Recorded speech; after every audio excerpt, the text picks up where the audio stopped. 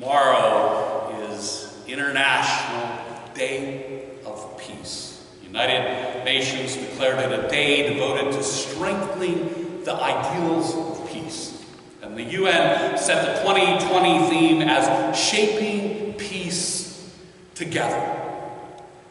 The idea this year is to, quote, celebrate the day by spreading compassion, kindness, and hope in the face of the pandemic, end quote.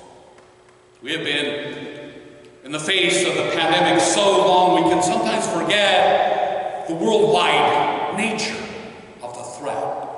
This has not just been a regional problem, but one that has caused illness and death and despair around the world. The opposite side of that coin, which may also slip our mind, is that the global nature of the threat has been matched with global-wide care for others, far and wide. Every day, Joes and Janes have responded by acting for the well-being of neighbors day in and day out. I referred to these remarkable efforts of care way back in March as a pandemic of love. The overwhelming majority of humankind has been doing what the UN calls spreading compassion, kindness, and hope across the globe. Great sacrifices have been made by people for people. Healthcare workers have kept us safer and tended to the sick and the dying and worked to find protection and cures, even at great risk to themselves. Essential employees have worked to keep necessities available through it all, also at great personal risk. And the majority of the rest of us have been sanitizing and masking and keeping distance to make us all safer. Worldwide, people have cared not just in word, but in deed. And whatever differences we have, most of humankind has hunkered down to weather the storm of the pandemic together. Most of us unified, holding up the umbrella of COVID protocols to keep the reign of that virus from hitting us all. And as ugly as COVID is, I cannot get over the glory of so many people doing so much for one another. It is a holy thing to behold. In this age of media filled with the powerful and elite trying to divide us, we have a world filled with most of the rest of us, united. People caring about other people in word and in deed. This evidence is beyond a reasonable doubt that together we can overshadow darkness with the light of love. And we are doing just that on the pandemic front. And that is hope all on its own, but also suggests that we can unite on other fronts. There's so much hope in that. So much hope that on this International Day of Peace weekend, I want to seriously suggest that our collective care in the COVID crisis hints that we can unite and make huge strides toward something even bigger. Shaping peace together. I mean global peace, the kind God aims us toward, the kind the Bible calls shalom. If we can team up to hold back COVID with sustained worldwide efforts, we can team up to hold back war. And I know that might sound Pollyanna-ish and cause eyes to roll as if peace is impossible, but the amazing effort at tending to the well-being of others in this COVID crisis blows the doors open on the possibilities of conquering global concerns together. It makes the promise in the Bible of peace on earth, goodwill to all, of swords becoming plowshares, seem possible. And come to think of it, why would God aim us toward shalom if it is an impossible dream? Why would peace on earth, goodwill to all be stated by the multitude of the heavenly host if it is not doable? We may roll our eyes at the notion that peace is possible, but months before that heavenly host spoke of peace an angel told Mary, nothing will be impossible with God. Nothing is impossible with God. That means peace is possible. And if peace is possible, where do we begin? I think the united efforts against COVID offer a clue. We now have proved that the vast majority of humankind can and will act toward the well-being of all. And until now, that has not occurred in human history. We now have the remarkable proof that it is possible, that that's a game changer, that ought to amaze the world. It's mind-bendingly awesome. And I was thinking about all of this a few weeks ago during my last vacation in August when I received a package from Reverend Charles Bush, the founder of Peace Village and the executive director of Fields of Peace. And the package contained a book that Charles recently wrote called A Promise to Our Children, a Field Guide to Peace.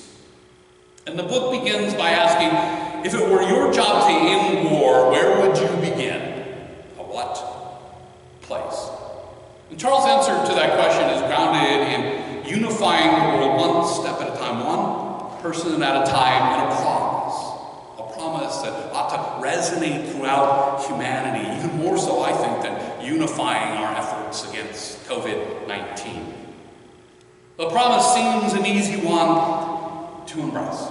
Simply put, it is a promise to not be a part of killing any child. And there is, of course, biblical support for this. Not only does the sixth commandment tell us not to murder, but Exodus 23 adds this ominous note, do not kill the innocent, for I will not acquit the guilty. All children are innocent, so innocent that we are to cradle them, as Jesus does in our reading, because as he put it, whoever embraces one of these children as I do, embraces me, and far more than me, God, who sent me. The short promise that Charles wrote is just such an embrace, shielding all children, the innocent, from being killed. Here are the words of that promise. I will not be a part of the killing of any child, no matter how lofty the reason. Not my neighbor's child, not my child, not the enemy's child, not by bomb, not by bullet, not by looking the other way. I will be the power that is peace. My hunch is that simple promise resonates with all of us. That the killing of children is so wrong in our minds that all of us are most likely willing to make that promise right now. It seems so straightforward and clear that it is the right thing to do. And there is a crystal clear reason. We don't want to be a part of taking a child's life, an innocent's life.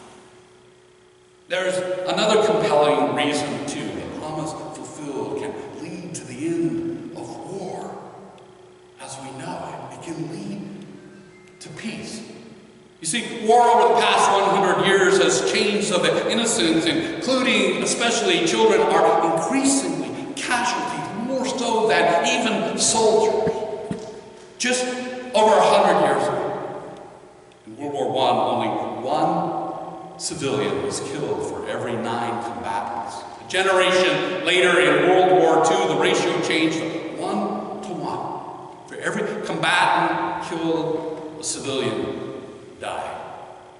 4 generations later, the ratio from World War I has been flipped, so that today 9 generations are killed for every combatant killed. 9 out of 10.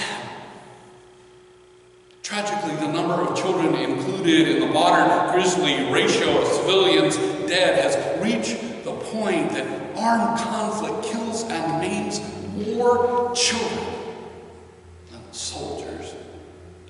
It's gotten so bad and so sad that at least 2 million children have died in the last 10 years as a result of wars. The number of children wounded or disabled is 3 times as large The 21st century threat of war, killing, and hurting children is horribly real.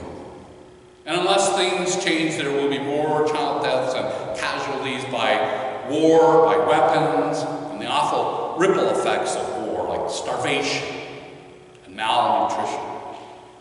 And right now, an estimated 350 million children live in war zones, and who knows where war might break out in the days ahead, putting other children at risk, ours, our neighbors, our enemies' children. Children! Not one child should be an acceptable casualty of war.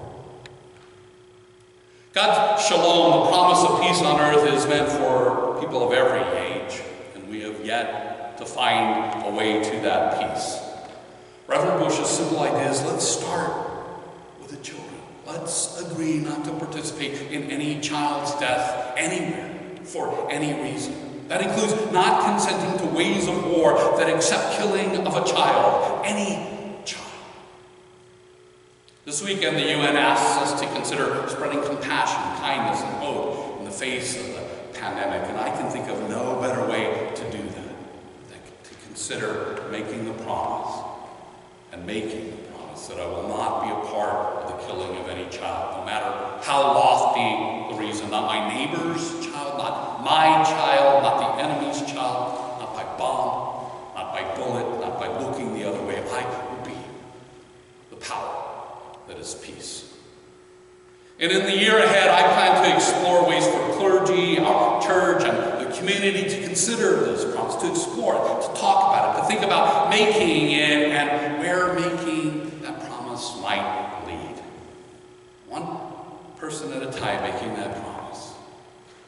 Promises possibly lead to the fulfillment of a prophecy that we heard in the invocation from Micah. And humankind will finally beat their swords into plowshares and their spears into pruning hooks. Nation shall not lift up sword against nation, neither shall they learn war anymore. But they shall all sit under their own vines and under their own fig trees, and no one shall make them afraid. May it be so.